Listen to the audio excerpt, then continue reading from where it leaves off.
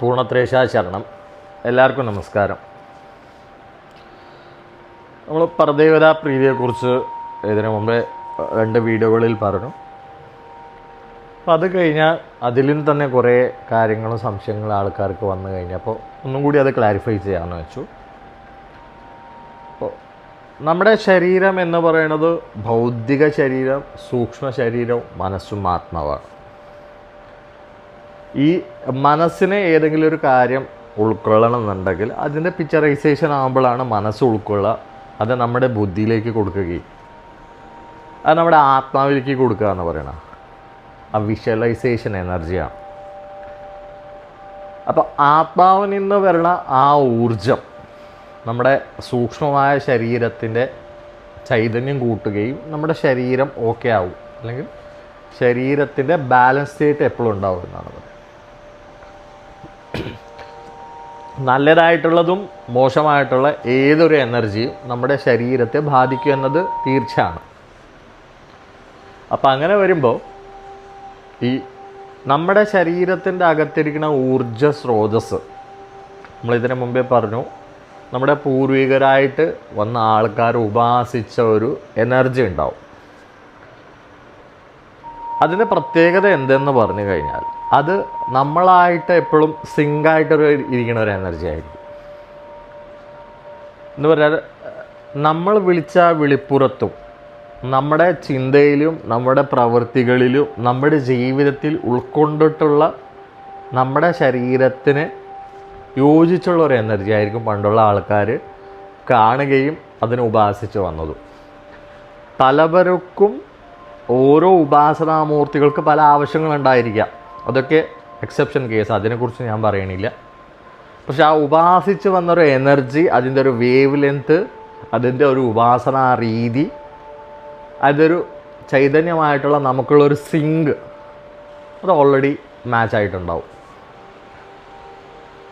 അപ്പോൾ അതിന് നമ്മൾ വ്യതിചലിച്ച് വേറെ പോകുമ്പോൾ അതിൻ്റെതായിട്ടുള്ള പ്രശ്നങ്ങളുണ്ട്. അത് വേറെ ഒരു കാര്യം.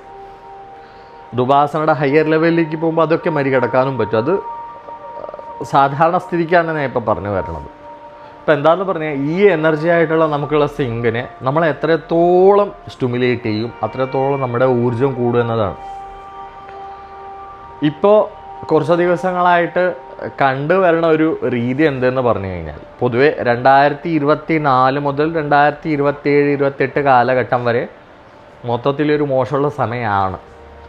അപ്പം അതിൻ്റെ ഭാഗമായിട്ട് കലഹങ്ങളും മഹായുദ്ധങ്ങൾ വരെ സംഭവിച്ചു പോകാം എന്നൊരു സിറ്റുവേഷനാണ് കാണുന്നത്.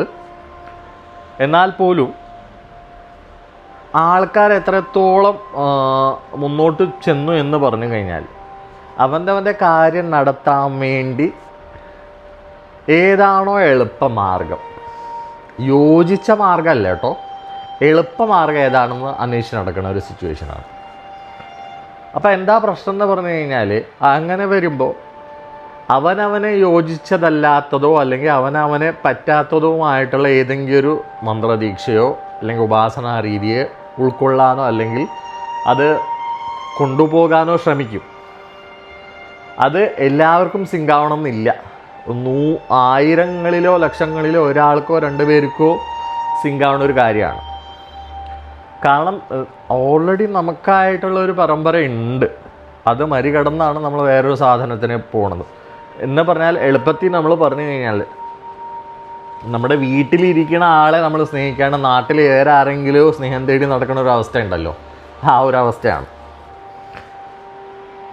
അപ്പോൾ അതെന്തിനു പറയാൻ വന്നു എന്ന് പറഞ്ഞാൽ, വാസനെക്കുറിച്ച് പറഞ്ഞു പോകുമ്പോൾ നമ്മളിത് തീർച്ചയായിട്ടും പറയുകയും വേണം, ഇത് മനസ്സിലാക്കുകയും വേണം.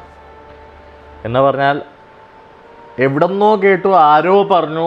ഇപ്പം പ്രത്യേകിച്ച് സോഷ്യൽ മീഡിയയുടെ ഇൻഫ്ലുവൻസ് വളരെയേറെ കൂടുതലുള്ളൊരു സാഹചര്യം കൂടിയാണ്, ആ കാലഘട്ടമാണ് പോയിക്കൊണ്ടിരിക്കുന്നത്.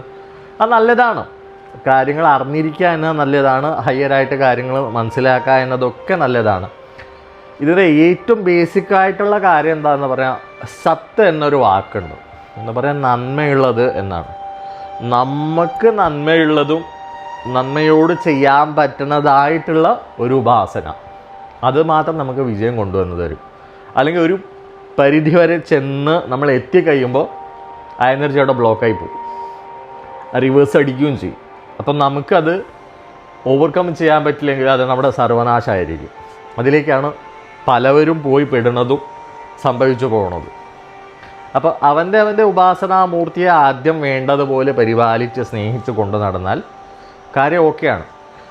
പിന്നെ ഏറ്റവും മനസ്സിലാക്കേണ്ട ഒരു കാര്യം, ഇപ്പോൾ പലവരും നമ്മുടെ അവിടെ അമ്പലത്തിലൊക്കെ വന്ന് പറയുമ്പോൾ പറയാറുണ്ട്, വഴിപാട് കഴിച്ചു ഫലമൊന്നും കണ്ടില്ല എന്നൊരു വാക്കൊക്കെ പറയാറുണ്ട്.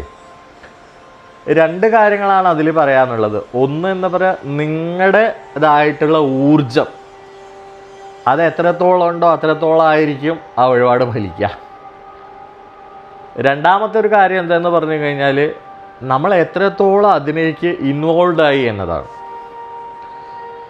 നമ്മുടെ ശരീരമാവട്ടെ, മനസ്സാവട്ടെ, ബുദ്ധിയാവട്ടെ, ആത്മാവട്ടെ, ഈ നാലും പ്യൂരിഫൈ ആയിരിക്കണം. പല സമ്പ്രദായങ്ങൾ കൊണ്ട് നടക്കുന്ന ആൾക്കാരുണ്ട്, പല രീതികൾ കൊണ്ട് നടക്കുന്ന ആൾക്കാരൊക്കെ, ഇതൊക്കെ സ്വാഭാവികമാണ്. അതിൽ വൈരുദ്ധ്യങ്ങളിലൊന്നും നമുക്ക് പറയാനില്ല. അത് നല്ലതാണ്. അതൊന്നുമല്ല പറയണത്. നമ്മൾ ആ ഒരു കാര്യത്തെക്കുറിച്ച് ഇൻവോൾവ് ആയി കഴിയുമ്പോഴായിരിക്കും നമുക്ക് വേറെ എന്തെങ്കിലും കാണുമ്പോൾ അങ്ങടിക്ക് നമ്മുടെ മനസ്സ് ചഞ്ചലിക്കണത്. എന്ന് പറഞ്ഞാൽ കുഴിച്ചടുത്ത് തന്നെ കുഴിച്ചാലല്ലേ വെള്ളം കിട്ടുള്ളൂ. എല്ലായിടത്തും പോയി കുഴിച്ചു കഴിഞ്ഞാൽ വെറുതെ കുഴിക്കാന്നുള്ളൂ, ഒരു ഫലം ഉണ്ടാവില്ല. അതാണ് സത്യത്തിൽ സംഭവിക്കണത്. ഏറ്റവും എളുപ്പമെന്ന് പറഞ്ഞു കഴിഞ്ഞാൽ നമുക്ക് അറിയണതും നമുക്ക് പറ്റാവുന്നതുമായ ഏതാണോ എനർജി, ആ എനർജി നമ്മൾ മനസ്സിലാക്കി അതിലേക്ക് നമ്മൾ സ്റ്റിക്ക് ഓൺ ആവുക എന്നതാണ്. അത് പരദേവതയുടെ കാര്യത്തിൽ പ്രത്യേകിച്ച് നമുക്ക് അത് കൃത്യമായിട്ട് ചെയ്താലേ ബാക്കി എന്ത് ചെയ്താലും നമുക്ക് റിസൾട്ട് ഉണ്ടാവുള്ളൂ എന്നതാണ്. അതാണ് ആദ്യത്തെ കാര്യം. അപ്പോൾ നമ്മൾ ചെയ്യേണ്ട വേറൊരു കാര്യം എന്തെന്ന് പറഞ്ഞു കഴിഞ്ഞാൽ, നമ്മുടെ ദിവസത്തിൽ എത്ര 24 മണിക്കൂറുണ്ടോ, നമ്മൾ എത്ര തിരക്കാണ്, എത്ര ബുദ്ധിമുട്ടിലാണെങ്കിലും പോലും ഒരു 10 മിനിറ്റ് ആയാലും നമ്മുടെ പരദേവതയ്ക്ക് കണ്ടെത്താൻ സാധിച്ചില്ല എന്നുണ്ടെങ്കിൽ അത് നമ്മുടെ തോൽവിയാണ്. കാരണം ബാക്കി എല്ലാത്തിനും സമയമുണ്ട്.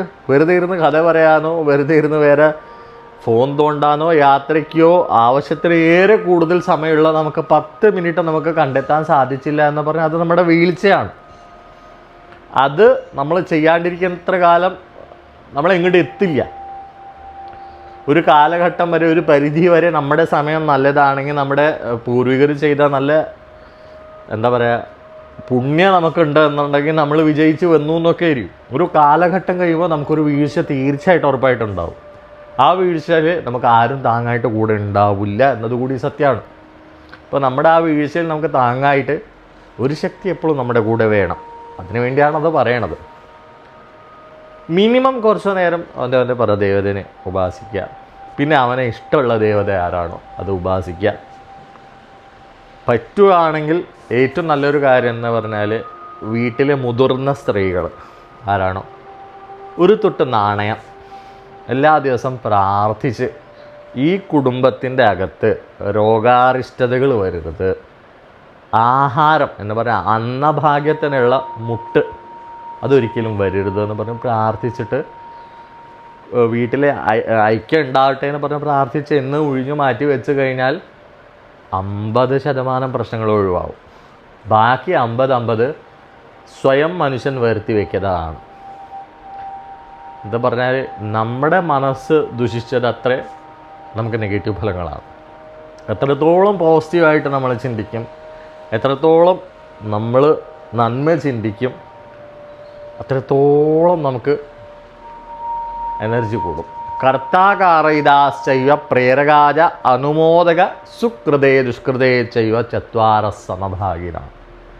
ചെയ്യുന്നവൻ, ചെയ്യിപ്പിക്കുന്നവൻ, കൂടെ നിന്നും സഹായിക്കുന്നവനും നന്മയിലും തിന്മയിലും തുല്യ പങ്കെന്നാണ് അർത്ഥം. അപ്പോൾ നമ്മൾ വീട്ടിൽ നമുക്ക് വേണ്ടി ചെയ്യണത് നമ്മളും നമ്മുടെ വീട്ടിലുള്ള അംഗങ്ങൾക്കും നമ്മുടെ കൂടെ ഉള്ളവർക്കും അത് പോസിറ്റീവായിട്ടാണ് ഫലിക്കുക. ഇപ്പോൾ നമ്മൾ വീട്ടിൽ വൃത്തിയല്ല, ശുദ്ധമല്ല, നമ്മുടെ ഉപാസന കൃത്യമല്ല, നമുക്ക് വേണ്ട പോലെയുള്ള ചിട്ടയില്ല എന്നുണ്ടെങ്കിൽ അത് ആ വീട്ടിൽ ഒരിക്കലും ലക്ഷ്മി എന്ന് പറഞ്ഞാൽ സമ്പത്ത് കയറി വരില്ല, അത് ഉറപ്പാണ്. പറ്റാവുന്ന മിനിമം ഡീസൻസി കീപ്പ് ചെയ്ത് നല്ല വിശ്വാസത്തോട് പോസിറ്റീവായിട്ട് നിന്ന് കഴിഞ്ഞാൽ നമുക്കത് തീർച്ചയായിട്ടും ഗുണമുണ്ടാകും. പ്രത്യേകിച്ച് പരദേവതയുടെ ഉപാസനയ്ക്ക് നമുക്ക് വലിയ കേമമായിട്ട് ചെയ്യണം എന്നല്ല, ലളിതമായിട്ട് നമ്മുടെ ഉപാസന ചെറിയ തോതിലായാലും എല്ലാ ദിവസവും നമ്മൾ മെയിൻറ്റെയിൻ ചെയ്യുക. പറ്റുവാണെങ്കിൽ തൊട്ടടുത്തുള്ള അമ്പലത്തിൽ പോവുക, അതിൻ്റെ തന്നെ പരദേവതനെ ഉപാസിക്കുക. വീട്ടിൽ വിളക്ക് വെക്കാൻ പറ്റുവാണെങ്കിൽ വിളക്ക് വയ്ക്കുക. വിളക്ക് എല്ലാവർക്കും സാഹചര്യവശാൽ ആവണമെന്നില്ല, അതൊക്കെ വേറൊരു വശം. പറ്റുവാണെങ്കിൽ മിനിമം പോസിറ്റീവായിട്ടിരിക്കുക. ദുഷ്ടം ദൂരവർജയിറ്റ്, നെഗറ്റീവായിട്ടുള്ള ആൾക്കാരായിട്ടുള്ള ഇൻറ്ററാക്ഷൻ കുറയ്ക്കുക. നെഗറ്റീവായിട്ടുള്ള വർത്തമാനങ്ങൾ എവിടെയാണോ നടക്കുന്നത് അവിടെ നിന്ന് നമ്മൾ വ്യതിചലിച്ച് പോവുക, മാറിപ്പോവുക. നമ്മളെ കീപ്പായിട്ട് ഹെൽത്തി ആയിട്ട് പോസിറ്റീവായിട്ടുള്ള എന്താ പറയുക ഒരു എൻവിറോൺമെൻറ്റിൽ നമ്മൾ കീപ്പ് ചെയ്ത് കഴിഞ്ഞാൽ നമുക്ക് ഉറപ്പായിട്ട് പോസിറ്റീവ് റിസൾട്ട് കിട്ടുമെന്ന് ഉറപ്പാണ്. നമ്മൾ വിജയവും നമ്മുടെ സുഖങ്ങൾക്കും അതിൻ്റെ പിന്നാലെ ഓടുമ്പോൾ നമ്മൾ അതിന് വേണ്ടിയുള്ള വർക്കൗട്ട് ചെയ്യുന്നുണ്ടോ എന്നതാണ്. You should quantitatively qualitatively qualify for that എന്നാണ് വാക്ക്. നമ്മൾ ഒരു കാര്യം നമുക്ക് നേടണം അല്ലെങ്കിൽ അത് നമ്മുടെ അടുത്ത് വന്ന് ചേരണം എന്നുണ്ടെങ്കിൽ ഒരു ഓഫീസർ പോസ്റ്റിലേക്ക് ഗ്രാജുവേഷൻ ആയിട്ടിരിക്കുന്ന ആൾക്ക് വിളിച്ചിരിക്കുന്ന ജോലി 10ാം ക്ലാസ്സുകാരനോ അല്ലെങ്കിൽ +2കാരനോ പോയി എഴുതി കഴിഞ്ഞാൽ അത് അവന് കിട്ടില്ല. ക്വാളിഫിക്കേഷൻ ഇല്ല, അണ്ടർ ക്വാളിഫിക്കേഷനാണ്. അപ്പോൾ നമുക്കൊരു ദൈവാധീനം വരണം അല്ലെങ്കിൽ പരദേവതയുടെ അനുഗ്രഹം കിട്ടണം എന്നുണ്ടെങ്കിൽ നമ്മൾ അതിന് വേണ്ടി ശ്രമിക്കണം. You should qualify. ക്വാണ്ടിറ്റി നമുക്ക് എല്ലാ സമയത്ത് ആവണമെന്നില്ല, പക്ഷേ നമ്മൾ ആ ക്വാണ്ടിറ്റിയെ കൂട്ടി പോയി നമ്മൾക്കതിന് ക്വാളിഫൈ ആയിക്കഴിഞ്ഞാൽ നമുക്കത് എപ്പോഴും പോസിറ്റീവായിട്ടുള്ള രീതിക്ക് പോകാനേ സാധിക്കും. പിന്നെ എപ്പോഴും ഒന്നും കൂടി ഓർക്കുക, എളുപ്പ വഴികൾ വേണ്ടതുണ്ട്, പക്ഷെ ഒന്ന് ചാടി കൊടുത്തു കഴിഞ്ഞാൽ തിരിച്ച് കരകയറാൻ പറ്റിയെന്ന് വരില്ല. ചെയ്യാവുന്നതും നല്ലതും നന്മയുള്ള കാര്യങ്ങൾ ചെയ്യുക. എപ്പോഴും നന്നായിട്ടിരിക്കുക, സുഖമായിട്ടിരിക്കുക. നമസ്തേ.